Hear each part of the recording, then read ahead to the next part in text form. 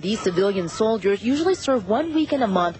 For many, it is their first deployment. Today, they leave behind their everyday lives for a new mission. Today, Kuwait, tomorrow, Iraq. These New York reservists are preparing to drive deep into hostile territory. All around me are familiar faces, worn out places, worn out faces.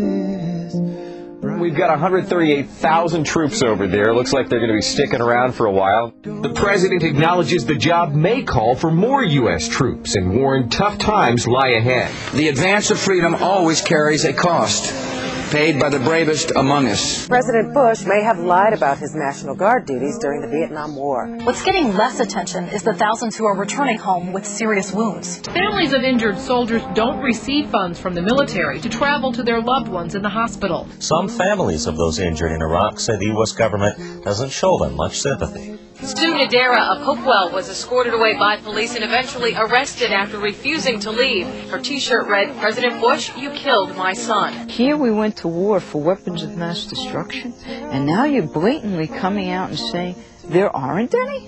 At least 2 U.S. soldiers were killed when an explosion blew apart a building, and they were searching it for chemical weapons. My child is dead. I'm waiting for his body.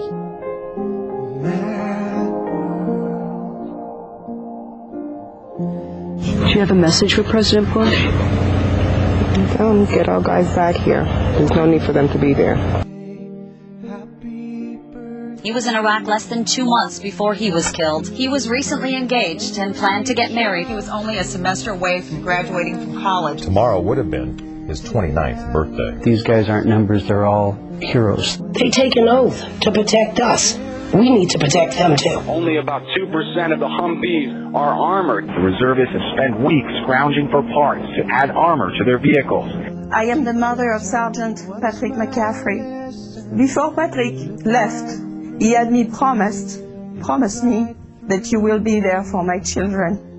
But what is going to happen to all the children who have lost a parent in this war? He's got 2 little kids, it's bad. It really is. His younger brother and his unborn child carry on that legacy. It's a reminder that loss is felt not just on the battlefield, but here at home. My son died for his country, and he's not the only one. You can think about it, you can read it in the paper, you can see it on the news. And nobody ever thinks, oh, it'll ever happen to you or ever happen to the family.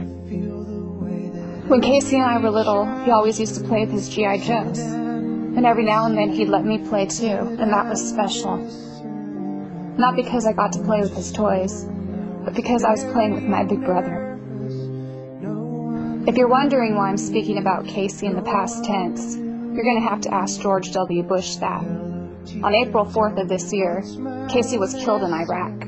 And that's when I saw them standing in their blues and their white gloves, and I knew. And I just screamed and I told them no, and I told them you might have a mistake. I find it hard to tell you, I find it hard to take. When people run in circles, it's a very, very bad. I imagined it would have hurt if one of my kids was killed, but I never thought it would hurt this bad.